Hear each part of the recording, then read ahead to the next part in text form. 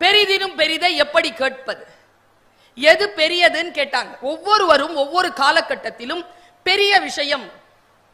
இப்போ உதாரணத்துக்கு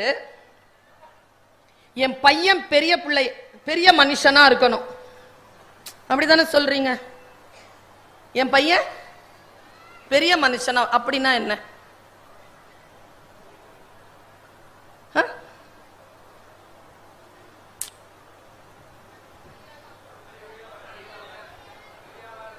அதான் என்னன்னு கேக்குற.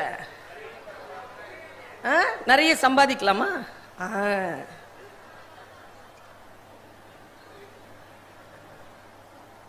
டிஆர்ஓ சார் கேட்டு பாருங்க, பணக்காரெல்லாம் பெரிய மனுஷனா சார்?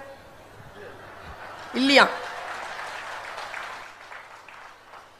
படிக்க வைக்கலாம், படிச்சவங்க எல்லாம் பெரிய ஆளா? நான் சொல்றேன் இல்ல.